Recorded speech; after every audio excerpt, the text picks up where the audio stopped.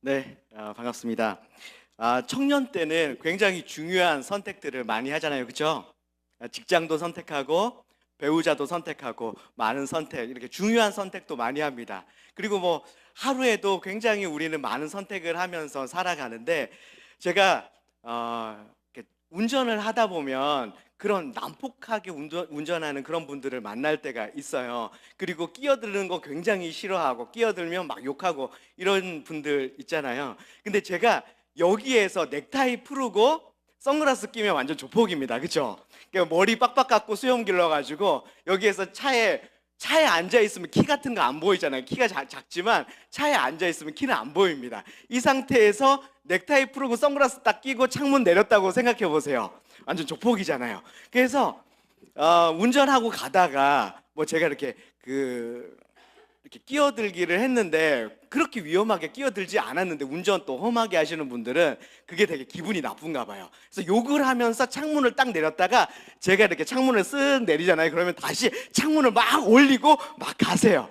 그래서 이런 걸 몇 번을 경험하다 보니까 이렇게 주일날 이렇게 이 넥타이 풀고 여름에 더우니까 선글라스 끼고 딱 운전하다가 막 이렇게 또 빵빵하면 이게 창문을 내릴까 말까 하는 이런 선택을 할까 이런 생각을 합니다. 그래서 창문 딱 내리면 그쪽에서 거의 10중 8구는 다시 올리고 가세요. 아무 말씀 안 하시고. 어떤 경우는 제가 창문을 내렸는데 보자마자 올리시고 속도를 줄이고 뒤로 훅 빠지더라고요.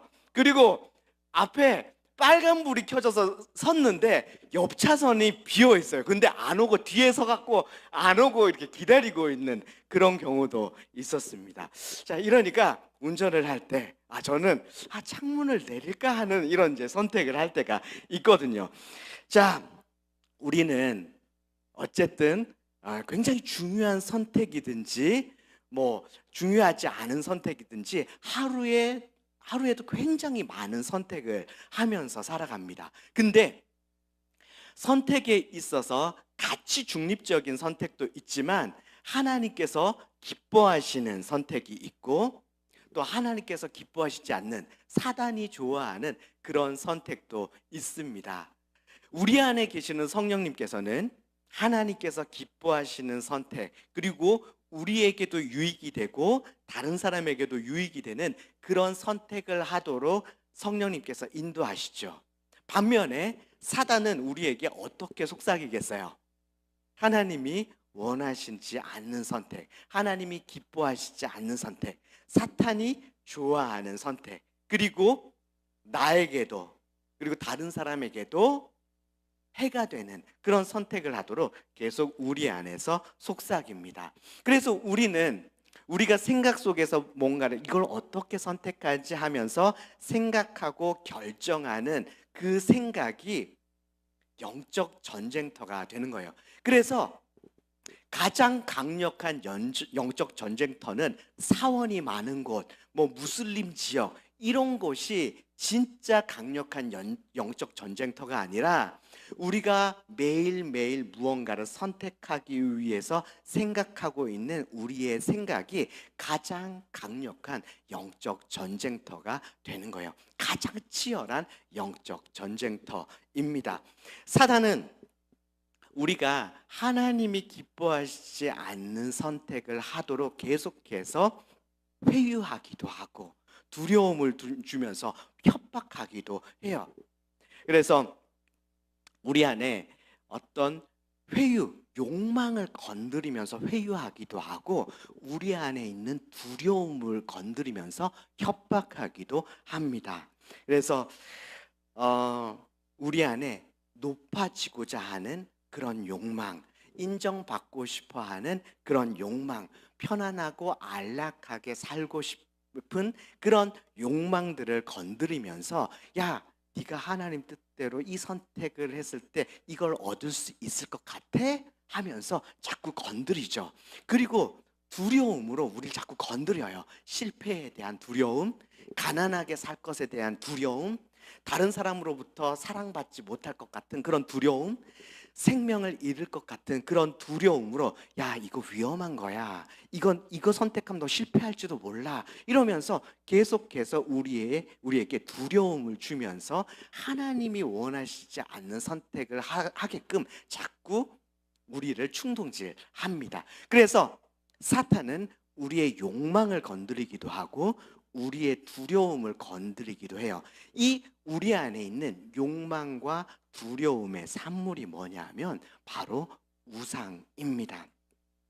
그래서 하나님께 순종할 것인가 불순종할 건가 하는 이 문제는요, 사실 하나님을 섬길 것인가 우상을 섬길 것인가 라는 그런 문제로 귀결이 됩니다. 하나님께 순종할 건가 불순종할 건가, 아니면 하나님만 섬기며 하나님만 예배할 건가, 아니면 우상 숭배할 건가.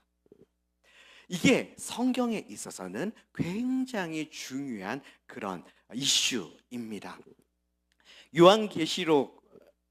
요한계시록이라고 하는, 요한계시록이 일종의 편지글이거든요. 사도 요한이 소아시아의 7 교회에 보낸 편지가 요한계시록인데, 그때 당시에 사도 요한의 이 편지를 받아 읽어야 했던 소아시아의 7 교회 성도들이 바로 이런 문제에 놓여 있었어요. 하나님만 섬길 것인지 아니면 목숨을 걸고 우상숭배할 것인지, 목숨을 걸고 하나님만 섬길 것인지 아니면 우상숭배할 것인지, 이런 선택의 기로에 있었습니다.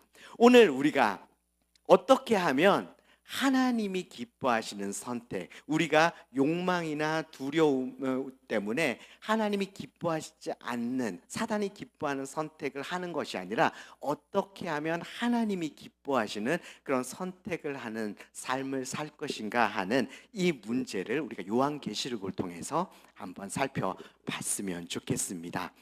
요한계시록 우리가 읽었던 본문이 14장 본문인데요, 바로 앞에 13장에 어떤 내용이 나오냐면 666에 대한 내용이 나옵니다. 여러분, 666이 뭘까요? 예전에 전도사님이 어렸을 때는 목사님들이 666 바코드다, 그래서 바코드 받으면 안 된다, 뭐 이런 설교를 듣기도 했습니다. 그리고 요즘은 한간에 뭐 666이 베리칩이다 이렇게 얘기하시는 분들도 계세요.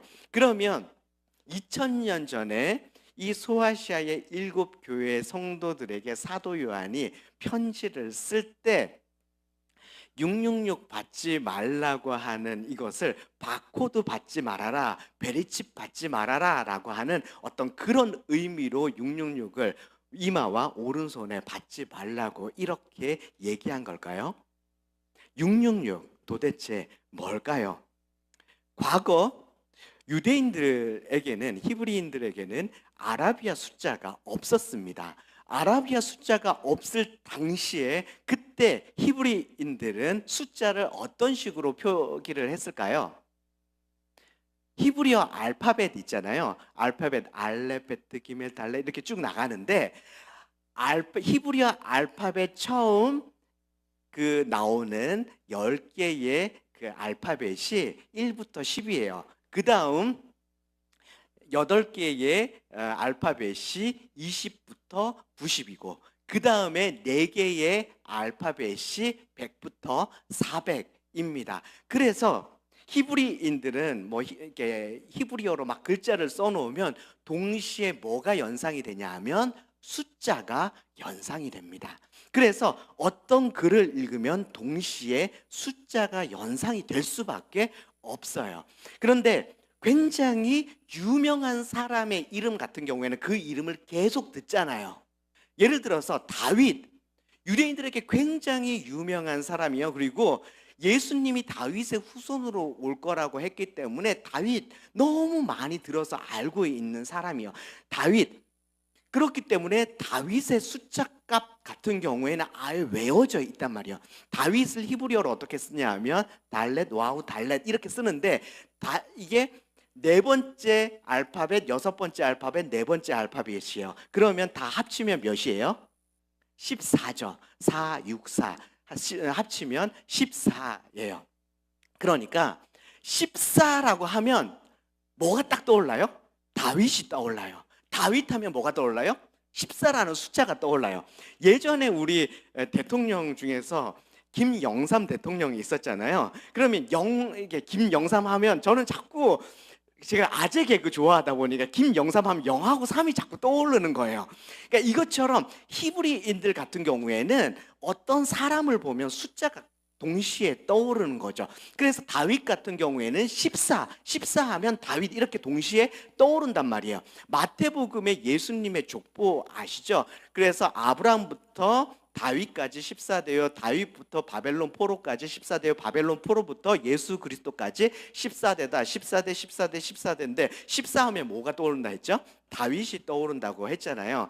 그러니까 14, 14, 14 이렇게 계속 나오는 것은 예수 그리스도가 다윗의 후손이라는 것을 굉장히 강조하고 있는 그런 표현입니다. 사실 14, 14, 14 이게 자연적으로 우리가 역대기나 이렇게 비교해 보면 자연적인 14대는 아니에요. 거기에 나오는 인물들 보면 억지로 히브리 알파벳 똑같은 이름은 같이 붙이고 해가지고 의도적으로 14를 붙인 14대가 된 거거든요. 이 마태복음을 보면, 그러니까 의도적으로 14를 붙여서 예수님이 다윗의 자손으로 온다는 것을 강조해서 이렇게 표현한 겁니다. 자, 그래서 어떤 사람의 이름을 들으면 동시에 숫자가 떠오르는 거예요. 그러면 666 말씀을 봤더니 13장 17절 요한계시록 13장 17절에 보니까 짐승의 이름이나 그 이름의 숫자다. 이름의 숫자래요. 666이. 자, 14도 다윗의 이름의 숫자 값이잖아요. 그런데 이 666이 이름의 숫자 값이래요. 자, 그때 당시에 666이라는 이름의 숫자 값을 그러면 갖고 있었던 사람이 있었을까? 자, 요한계시록은 도미티안 황제가 황제 숭배하라고 이렇게 얘기했을 때 기독교인들이 그것을 거부했기 때문에 도미티안 황제로부터 박해를 당하고 있을 때 요한계시록이 쓰여졌습니다. 그런데 666은 언제부터 쓰이기 시작했냐면 그 앞에 그것보다 훨씬 수십 년 전 앞에 네로 박해 때부터 666이라는 숫자가 쓰여지기 시작했어요. 기독교인들 사이에 666, 666 이런 숫자가 쓰여지고 있었어요. 그런데 네로 황제로부터 로마의 네로 황제로부터 박해를 당하고 있을 때 누구의 이름을 조심스럽게 많이 이렇게 불렀겠어요? 네로 황제의 이름을 많이 불렀겠죠. 네로 저 미친 것 그러면서 막 네로 황제를 욕할 때 이렇게 히브리 숫자 값으로 부르면 서로 잘 모르잖아요. 딴 사람들이 들었을 때 누구 욕하는지 잘 모르니까 저 666 미친 저 새끼 그러면서 막 욕을 한단 말이에요. 그래서 네로 황제 때부터 666이 쓰여졌는데 네로 황제의 숫자 값을 자 네로 카이사르를 그냥 발음 나는 대로 히브리어로 딱 써보면 히브리어 숫자 값을 딱 해보면 이게 몇이 나오냐 하면 666이에요. 그러니까 네로만 하면 안 되고 네로 황제까지 했을 때 666이 됩니다. 그런데 요한복음에 필사본이 있어요. 요즘 이제 성경이 다 똑같이 인쇄가 되는데 그때 당시에는 인쇄술이 없다 보니까 손으로 다 베껴서 써요. 손으로 다 베껴서 쓴 필사본이 요한계시록의 필사본이 여러 종류가 이제 존재가 하는데 그런데 어떤 필사본에는 666이라고 안 되어 있고 616이라고 되어 있는 필사본이 있어요. 666은 네로인데 616은 도대체 뭔가? 로마 당시에 통용되던 언어는 그리스어, 헬라어였어요. 근데 헬라어로 네로 황제를 발음하면 네론 카이사르 이런 식으로 발음을 합니다. 그런데 이때 당시에 또 로마 시대였기도 했기 때문에 어떤 관공서나 로마 본토에서는 로마어를 썼거든요. 그래서 라틴어를 썼어요. 근데 라틴어로 네로를 발음하면 네로 카이사르라고 해요. 네론 카이사르는 그리스어식으로 발음한 거고 라틴어식으로는 네로 카이사르라고 발음해요. 그러면 니은의 은 n에 해당하는 숫자 값이 네로니까 이제 니은에 해당하는 숫자 값이 없어지겠죠. 이게 라틴어 지역에서는. 근데 히브리어로 n에 해당하는 히브리어 철자는 눈입니다. 눈에 해당하는 숫자 값은 뭐냐 하면 뭐겠어요? 50입니다. 눈에 해당하는 숫자 값은 50이기 때문에 50이 빠져요. 그러면 616이 되는 거죠. 그래서 요한계시록 당시에 이걸 필사하는 사람이 네로 황제를 얘기하는 거구나라고 해서 라틴어를 사용하는 지역에서는 n에 해당하는 숫자 값 50을 빼고 616이라고 적었다고 하는 거죠. 그러니까 666은 사실 네로 황제를 가리키는 건데, 그런데 문제는 뭐냐 하면 요한계시록이 쓰여질 당시는 도미티안 황제의 박해를 받을 때였어요. 그런데 왜 네로 황제를 뜻하는 666을 썼는가? 도미티안 황제가 하는 짓이 네로 황제가 하는 짓하고 너무나 비슷한 거예요.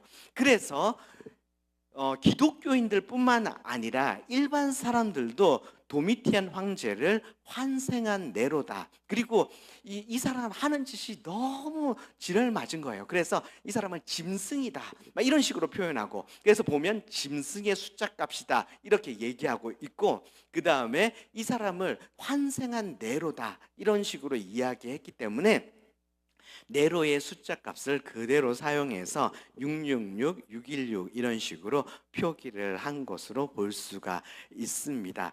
또 제가 하나의 논문을 보니까 그때 당시에 쓰여졌던 동전 직명 있잖아요. 동전에 보면 그때 당시에 로마 시대 때 쓰여 있던 동전에 보면 황제의 그림이 있고 거기에 황제의 직명이 이렇게 쓰여 있는데, 헬라어로 도미티안 당시에 쓰여졌던 동전에 그 황제의 직명의 숫자 값이 또 666이래요.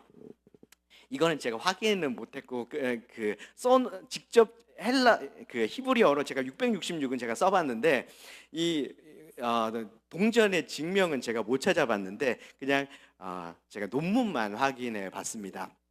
어쨌든 이 도미티안 황제의 직명도 666이고 네로 황제의 이름의 숫자 값도 666이었던 거예요. 그러니까 666 하면 뭐겠어요? 지금 우리를 박해하고 있는 로마 황제를 뜻하는 겁니다. 도미티안 당시에 도미티안 황제가 자기를 신으로 숭배하라고 했어요. 나를 부를 때도 나의 주 나의 하나님 도미티안이시여 이렇게 부르도록 했습니다. 이것에 대해서 기독교인들이 이 명령을 따를 수 있겠어요? 없죠. 그래서 이 명령에 불순종했단 말이에요. 근데 이 명령에 불순종하면 어떻게 했는가? 첫 번째는 재산을 몰수했어요. 그 다음에 로마에서 추방을 시키기도 했는데, 사실 로마 바깥은 바바리안이나 이런 야만인들이 사는 그런 사람들이 살 수 없는 지역이었거든요. 그래서 로마에서 추방시키는 것 자체가 죽음을 의미하기도 했고요. 때로는 이제 짐승과 싸움을 시켜서 짐승의 먹이로 주기도 했습니다. 그러니까 이 황제를 신으로 숭배하라고 하는 이 명령을 거역하면 죽임을 당했던 거죠. 요한계시록은 바로 이러한 상황 가운데 놓여 있었던 그때 당시에 소아시아의 기독교인들에게 쓰여진 그런 책입니다.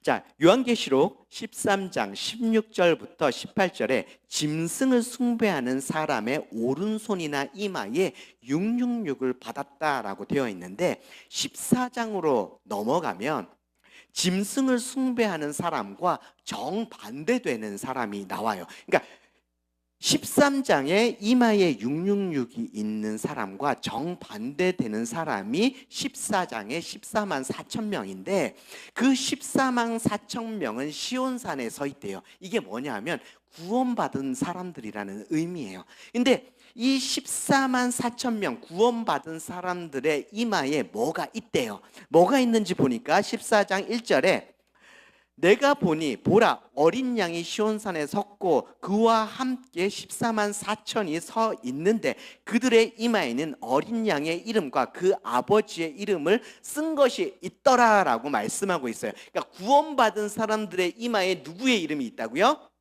예수 그리스도의 이름이 있고 하나님의 이름이 있대요. 자, 여러분들 이마 한번 볼까요? 여러분 이마에 이마 한번 살짝 들어보세요. 자, 이마에 예수님 이름 있어요? 없죠. 하나님 이름 있어요? 없어요. 저도 없어요. 자, 그러면 우리가 구원받지 못한 건가? 아니에요. 이건 뭐예요, 그러면? 상징이에요.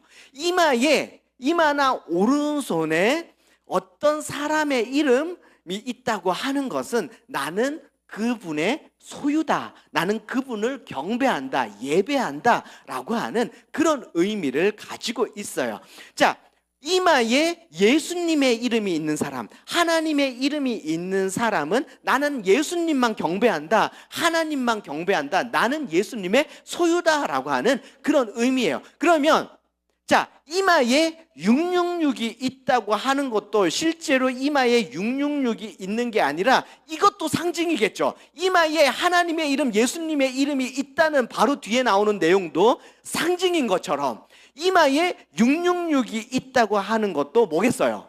상징이라는 거예요. 그러면 666이 뭔데요? 어떤 사람의 짐승의 이름의 숫자래요. 짐승, 그때 당시에 누구를 짐승으로 불렀다고 했죠? 도미티안 황제. 근데 도미티안 황제의 이름의 숫자 값이래요. 황제의 이름의 숫자 값. 그러니까 이름이 도미티안 황제의 이름이 내 이마에 있다는 것은 누구를 숭배한다는 거예요? 도미티안 황제를 숭배한다라는 의미가 있는 겁니다. 그러니까 요한계시록에서 이마나 오른손에 666을 받지 말라고 하는 그 말의 의미는 뭐겠어요?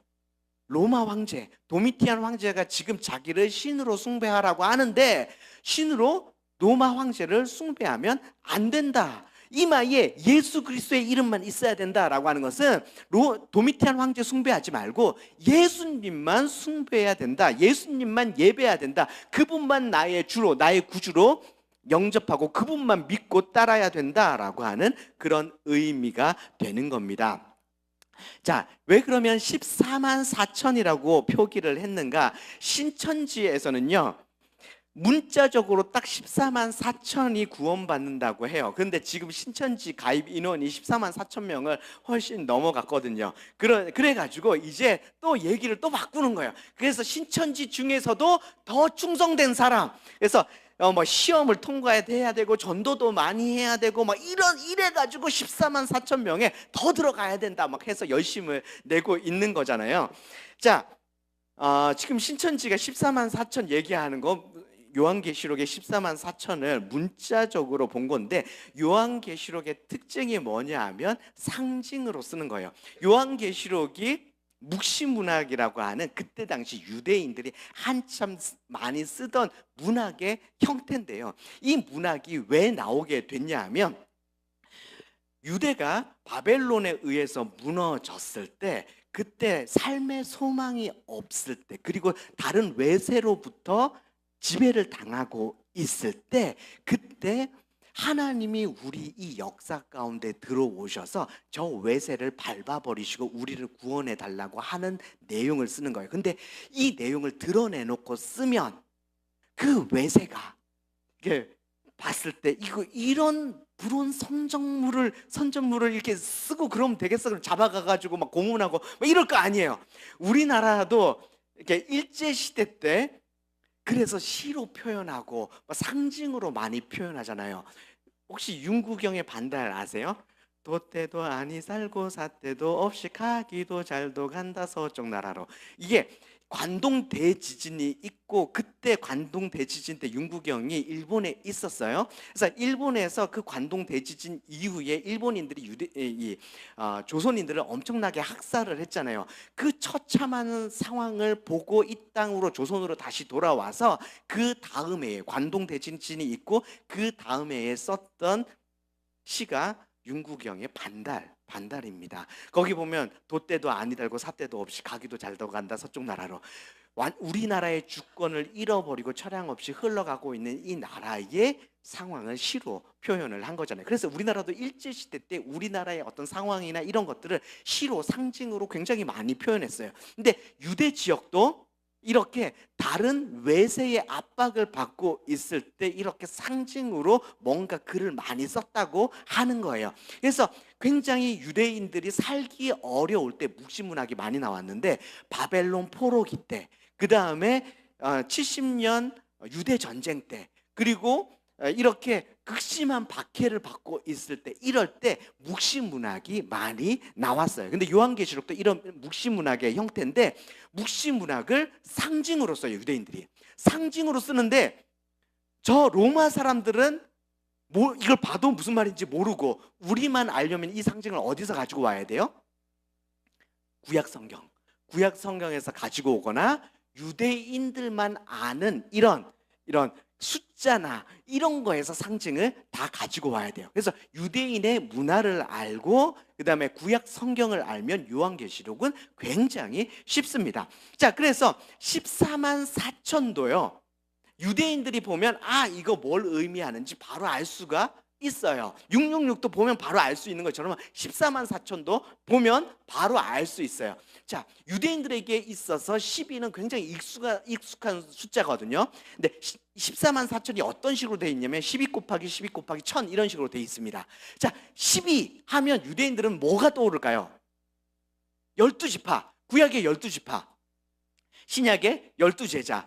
자, 12 곱하기 10이면 구약과 신약의 모든 하나님의 백성들, 하나님 나라 백성을 의미하는 거예요. 그리고 곱하기가 들어가는 그런 숫자들 있잖아요. 곱하기는 완전, 충만 이런 걸 의미합니다. 그래서 뭐 70번에 7번까지 용서해야 된다, 이 곱하기에 들어가잖아요. 그러니까 완전히 충만하게 완전히 용서해야 된다고 하는 그런, 물론 7 자체도 완전수인데 거기에 7 곱하기가 들어가니까 완전히, 그러니까 77, 49, 490번만 용서해야 된다는 게 아니라 완전히 온전히 용서해야 된다는 그런 의미가 되는 것처럼 12 곱하기 12도 완전히 온전 충만의 숫자예요. 12 곱하기 12 곱하기 1000도 충만의 숫자거든요. 그러니까 하나님의 백성의 충만한 숫자, 수를 셀 수 없이 엄청난 그런 충만한 숫자를 이런 식으로 14만 4천으로 표기를 한 겁니다. 그러니까 시온산에 구원받는 하나님의 백성이 14만 4천 명만 돼서 거기에 막 턱걸이 해가지고 막 시험 봐가지고 들어가야 하는 이런 게 아니라, 전도 많이 해야지 들어가지 뭐 이런 거 아니라 충만하대요. 우리가 들어갈 자리가 넉넉하게 있는 거예요. 충만한 거예요. 그런데 그 구원받은 사람 14만 4천 명이 어떤 사람들인가, 어떤 특징을 가지고 있는가 봤을 때 보니까, 자, 예수님만 예배한대요. 그리고 4절에 보니까 이 사람들은 여자와 더불어 더럽히지 않고 순결한 자다. 그러니까 예수님만 예배하고 하나님만 예배하고 여자와 자기 몸을 더럽히지 않은 자다. 자, 여기에서 여자가 누구를 얘기하는 걸까요? 막 이렇게 결혼하면 안 되고 뭐 이런 걸까요? 아니에요, 형제들. 자, 여기서 여자는 누구냐 하면 17장 1절에서 2절에 보면 땅의 사람들을 음행으로 취하게 하는 음녀가 있대요. 이 여자와 음행을 하면 안 된다는 건데, 17장 1절에서 2절에 보면 음녀가 나오는데, 이 음녀가 누구냐 하면 17장 9절에 보면 7개의 산을 이 음녀가 깔고 앉았대요. 음녀가 엉덩이가 얼마나 큰지 7개의 산을 다 깔고 앉아 있는 거예요. 그런데 이 음녀가 누구냐? 여러분, 로마 건국 신화나 시오노 나나미의 로마인 이야기 있잖아요. 거기에서 로마의 탄생과 기원편을 읽어보면 로마가 7개의 언덕, 7개의 산에서 시작됐다고 이렇게 나옵니다. 그러니까 7개의 산을 깔고 앉아 있는 음녀는 누구를 의미할까요? 로마 제국을 의미하는 거예요. 그래서 이 음녀와 더불어 음행을 한다고 하는 것은 우상 숭배를 성경에서는 음행으로 많이 표현을 하거든요. 그러니까 지금 로마 제국의 황제가 황제 숭배를 하라고 했잖아요. 그래서 이 음료와 더불어 음행을 하지 않는다는 말의 의미는 뭐냐면 황제 숭배를 하지 않는다는 그런 의미를 가지고 있습니다. 그래서 14만 4천 명의 첫 번째 특징, 시온산에 서 있는 14만 4천 명이 구원받은 하나님의 백성을 의미하는데, 이 사람들의 특징은 뭐냐 하면 세상에서 타협하지 않는 거예요. 지금 너 우상 숭배하지 않으면, 황제 숭배하지 않으면 죽이겠다고 하는데 목숨의 위협이 와도 타협하지를 않는 거예요. 재산 몰수하겠대요. 부와 명예, 로마가 주었던 그 부와 명예, 안전 다 가지고 가겠다고 하는 거예요. 그럴지라도 그 모든 것을 잃어버린다 할지라도 예수님 믿는 그 믿음을 내가 포기하지 않겠습니다 라고 하는 사람들, 이런 사람들이 지금 시온산에 서 있다라고 얘기하고 있는 겁니다. 물론 지금 이런 박해가 있을까요? 없을까요? 예수님 믿는다고 목숨을 걸어야 하는 이런 상황이 지금 있을까요? 없을까요? 지금도 있어요. 지금도 지구의 반대편 굉장히 많은 곳에서는 예수님을 믿는다는 이유로 지금도 죽어가고 있어요. 전도사님이 이란에 갔는데 이란의 테헤란의 에오지 교회라는 곳에 갔어요. 거기에 전도사님이 갔을 때 목사님이 9년 동안 7번이 바뀌었어요. 근데 하나같이 다 테러 당해서 돌아가셔서 이제 바뀐 거예요. 그래서 9년 동안 7번이 바뀌었으니까 1년 몇 개월 만에 계속 한 분씩 계속 돌아가신 거죠. 그래서 그 지금 새로 오신 목사님도 언제 돌아가실지 모르는 거예요. 그리고 제가 테헤란에서 또 다른 곳으로 또 이제 비행기를 타고 갔는데, 거기에 갔는데 또 그런 소식을 들어요. 어떤 현지인이 예수님 믿고 목사가 됐는데 얼마 전에 또 공개 처형 당해서 죽었대요. 그러니까 지금도 그렇게 처형당하고 죽고 예수님 믿는다는 그 이유 때문에 죽어가는 사람들이 있어요. 하지만 한국 사회에서는요, 우리가 살고 있는 한국 사회에서는 예수님 믿기 때문에 재산을 몰수당하거나 순교당하거나 하지 않습니다. 하지만 이런 일은 있을 수가 있겠죠.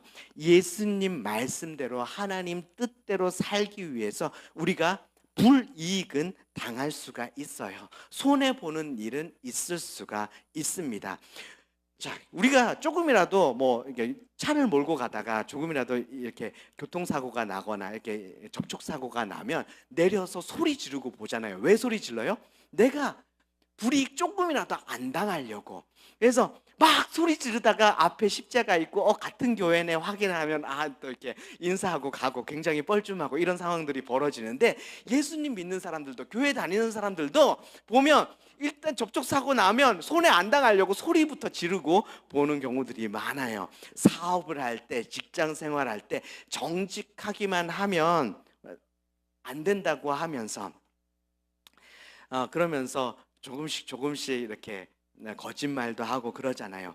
우리가 세상 살 때 예수님 말씀대로 하나님 뜻대로만 살면 손해 보는 경우가 훨씬 더 많습니다. 우리가 세상 속에서 하나님 뜻대로 살 때 이익을 보는 경우는 거의 별로 없어요. 하나님 말씀대로 예수님의 뜻대로 예수님처럼 살아가면 내 바로 앞에 손해 당할 일이 뻔하게 보여요. 불이익 당할 일이 불보듯 뻔하게 보이거든요. 그런데 오늘날의 순교는 오늘날의 주님을 따르는 삶, 그래서 순교를 결정하는 삶은 내가 세상 속에서 예수님 말씀대로 예수님 뜻대로 살기로 결정하면서 내가 어떤 불이익이 와도 불이익 당하기로 결정하는 거, 내가 손해보더라도 손해보기로 결정하는 거, 이게 순교를 결정하는 오늘날 한국 사회에서의 순교를 각오하는 믿음이 아닌가 싶습니다. 오늘날 한국 사회에서는 목숨이 왔다 갔다 하는 이런 순교는 없어요. 하지만 눈앞에 불이익이 보이고 손해가 보이는 이런 경우들은 굉장히 많이 있거든요. 근데 여러분들이 세상으로 나가고 직장 생활하기 전에 지금부터 연습해야 되는 게 있어요. 이게 뭐냐 하면 지금부터 손해보기를 연습해야 돼요. 지금부터 불이익 당하는 것을 연습해야 합니다.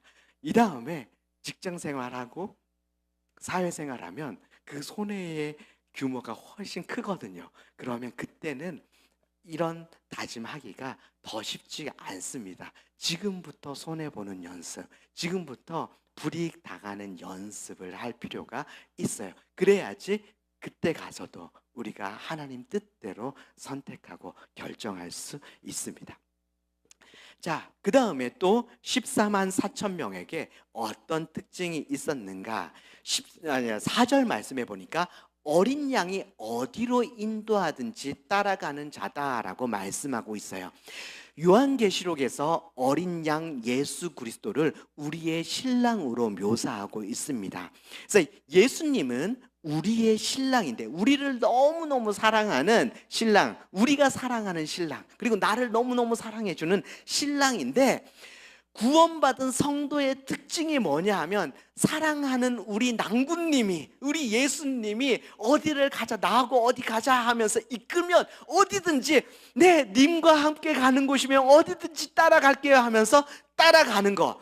주님과 함께 있는 게 그 어떤 것보다 좋아서 내가 주님과 함께 할 수 있다면 내가 어떤 불이익이든지 내가 감수하고 따라가겠습니다 라고 하는 거.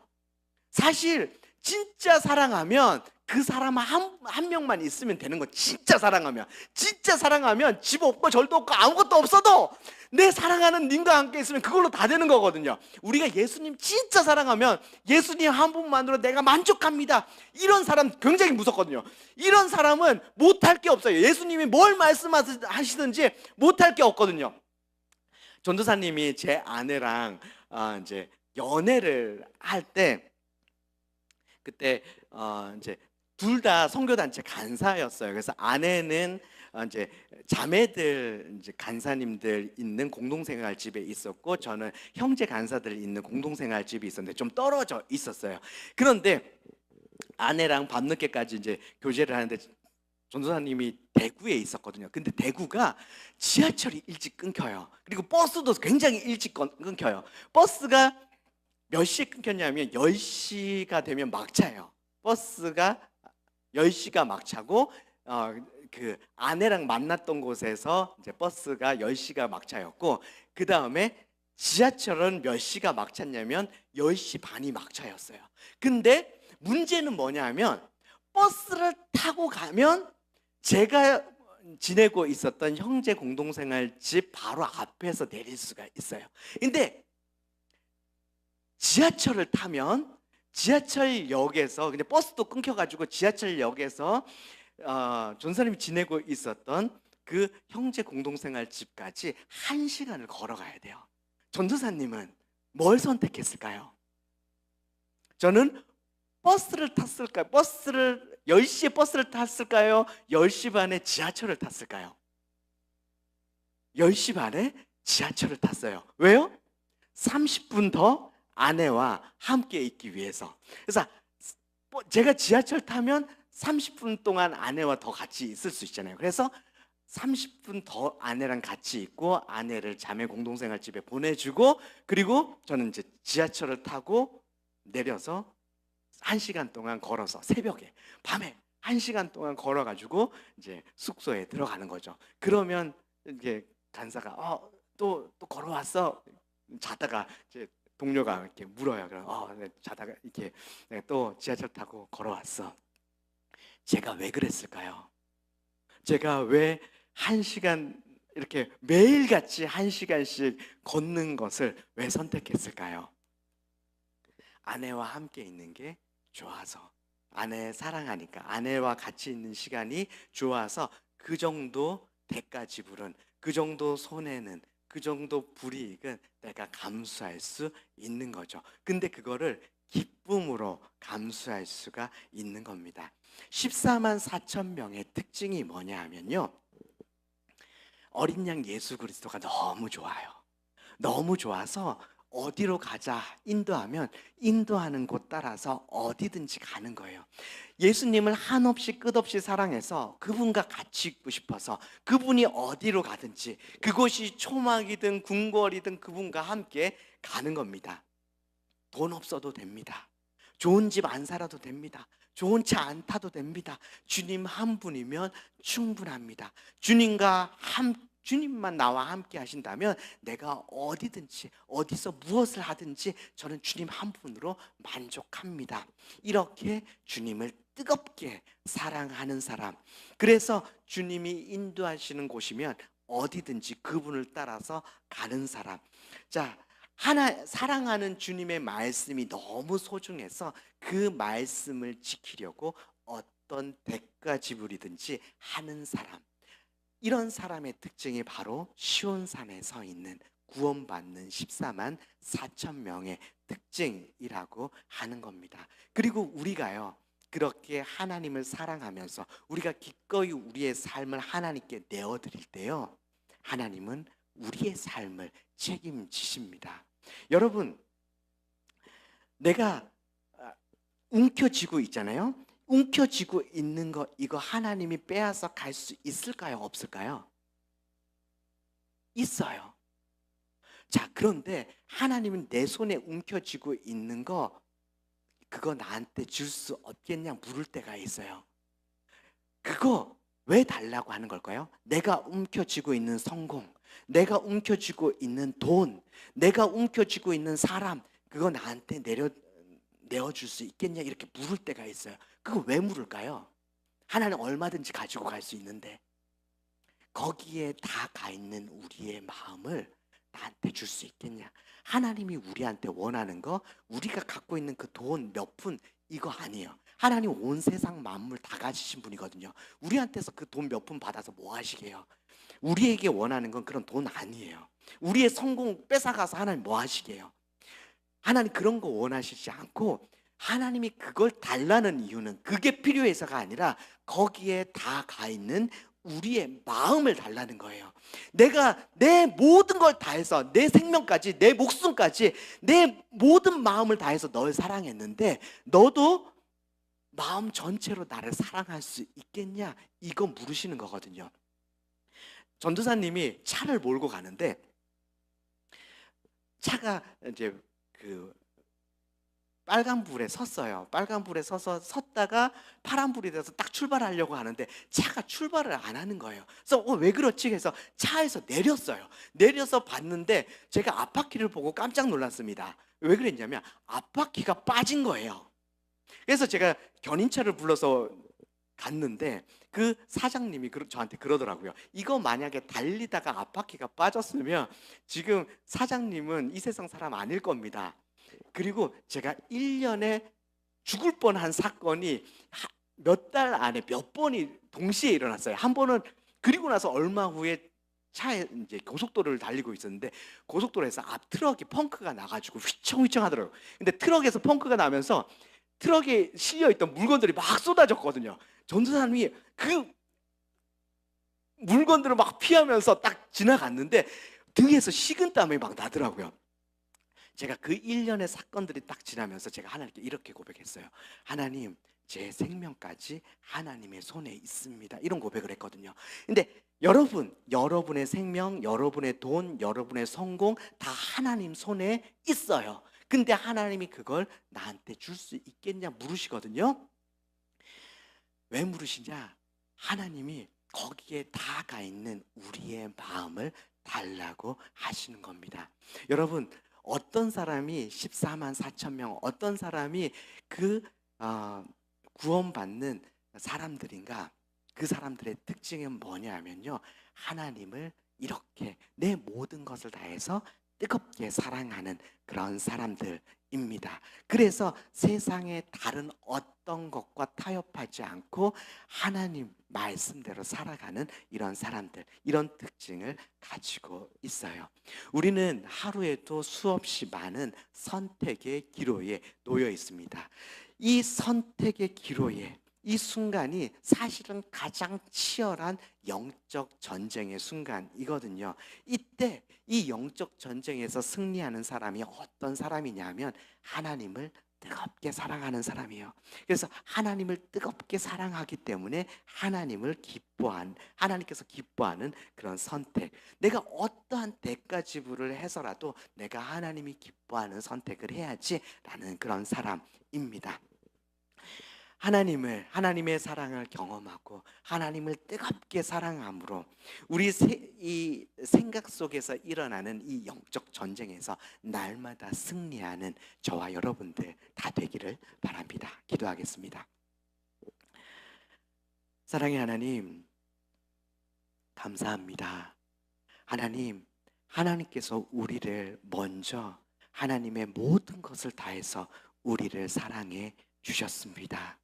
하나님, 주님의 그 목숨까지 우리를 위해서 내어주셨습니다. 하나님, 그 사랑 우리가 기억합니다. 우리도 우리의 마음, 뜻, 정성 모든 것들을 다해서 주님을 사랑합니다. 하나님, 돈 없어도 괜찮습니다. 좋은 집에 살지 않아도 괜찮습니다. 좋은 직장에 다니지 않아도 괜찮습니다. 좋은 차를 타지 않아도 괜찮습니다. 하나님, 주님 한 분만으로 충분합니다. 주님이 나와 함께 하신다면 그것 하나로 만족합니다. 하나님, 우리가 주님을 사랑합니다. 주님, 사랑하는 주님과 날마다 동행하는 삶 살게 하여 주시고, 날마다 주님께서 기뻐하시는 선택을 하며 기뻐하는 삶 살게 하여 주시옵소서. 우리의 삶이 주님이 기뻐하시는 예배되게 하여 주시옵소서. 그래서 우리의 삶을 통해서 주님만 나타나시고 주님만 영광 받으시기를 간절히 원합니다. 주님 사랑합니다. 주님만 예배합니다. 주 예수 그리스도 이름으로 기도드립니다. 아멘.